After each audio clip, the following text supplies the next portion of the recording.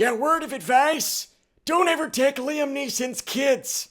And don't travel to the Arctic tundra, it's cold.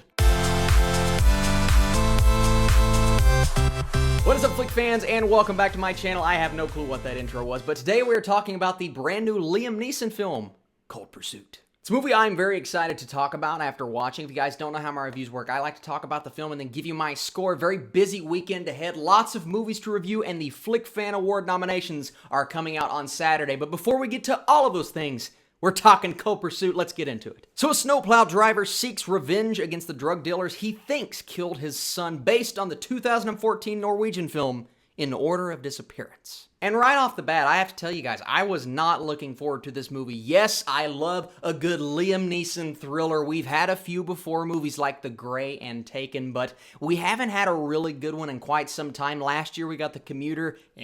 So I saw the trailer for this movie, I'm like, it's not bad. It's just another one of those films. It's going to come and go. I'm not going to think anything of it, and I'm not going to remember it after I watch it. And the title, Cold Pursuit, seriously, Cold Pursuit, that's the best you could come up with. Then it reminded me of the movie Hot Pursuit that came out a few years ago, and that's not a good thing to remember. But hey, like every movie, you walk in, you have to give it a chance. I gave Cold Pursuit a chance, and you know what? Walking out of that movie, I actually appreciated a lot of things that it did, and I can safely say this is a movie, if you had any anticipation for, and even if you didn't, even if you're just a fan of Liam Neeson-esque action movies, movies like Taken and The Grey, this is a very different story, but along those lines of what you want to see in a movie like this, I think Cold Pursuit is going to deliver. It may not surpass expectations if you're looking forward to it, but it will definitely meet those expectations because it gives you a very different experience than what you anticipated, but one that gives you some things and hits you on levels that you did not think it was going to hit you. An emotional level, a character depth level, and a level of this feud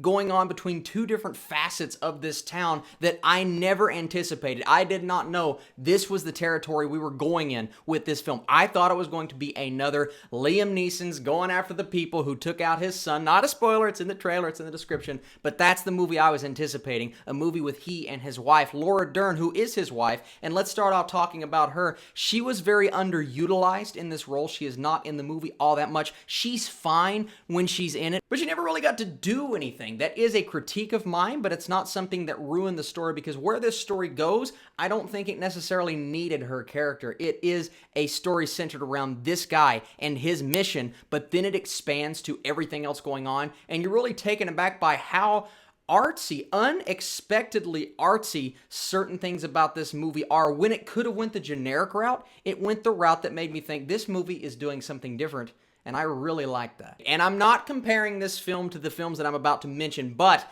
I felt Fargo at times. Yes, I felt Taken, and yes, I felt Run All Night, if you guys have ever seen that film, but I also felt this artsy aspect that I really appreciated as a film lover, and I really liked how they went about the deaths in the movie, whether it's Liam Neeson taking someone out or someone else taking someone out. I liked that aspect. I thought it was really cool. It's something different. But it's also a film that I think you have to get used to. The first 15 or 20 minutes were a bit off-putting. I was getting the story that I was anticipating, but as we were moving into this different aspect, it was taking a second for my brain to kind of shift and get into this mode, because when you anticipate one thing and a movie is giving you something completely different, you may have to sit and adjust how you're watching, and in my case, how I am critiquing the movie. Once I adjusted, I was along for the ride all the way until the end, but it did take me about 10 or 15 minutes to sit there and go, this is not the movie I was expecting. The shot selection, the cinematography, two things that I was not anticipating at all with this film, ended up being a lot better than I thought it would be. This movie looks good. It feels good. I like the soundtrack at times. I even like this underlying music that it gave us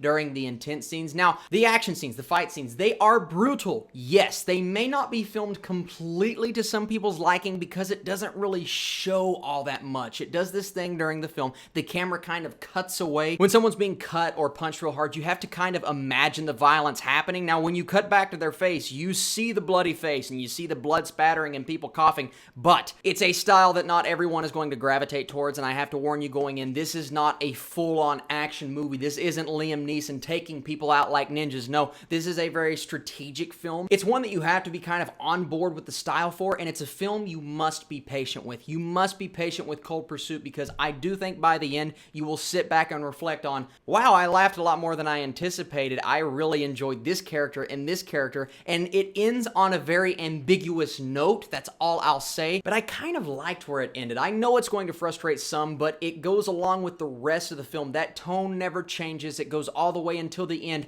and I did not think I was going to laugh this much, and it's just those moments where maybe something's taking a bit too long or characters are waiting on something to happen, but the movie does this intentionally. Everything it does along those lines, it does with a specific purpose, and I like that. It didn't feel like a lazy film. It felt like a movie. Hey, we know what we're doing. We are bringing you this ridiculous premise and a movie called Cold Pursuit with Liam Neeson in it, yet we're going to give you something that maybe you didn't anticipate, and that is something that I think a lot of audiences are either going to gravitate to or be really upset Liam Neeson wasn't kicking butt the whole time. Overall, guys, Cold Pursuit is not a perfect film. Certain characters were wasted. There were some pacing issues here and there, but it is a movie that did something different, and I really appreciate. And because of that, I'm going to give Cold Pursuit a 72%. I do think this is worth watching. I do think it's a fun movie to watch. You will laugh. You will be in awe. Some of the imagery will shock you, but you're going to appreciate the storytelling and the filmmaking, and I really liked that. So let me know, guys, in the comment section down below, did you appreciate it? Did you not like it as much as me? It is a film that I think everyone should watch and see for themselves. Thank you so much for watching this video. Later on tomorrow, my brand new Netflix review, 2 theatrical releases, my Flick Fan nominations are coming on Saturday.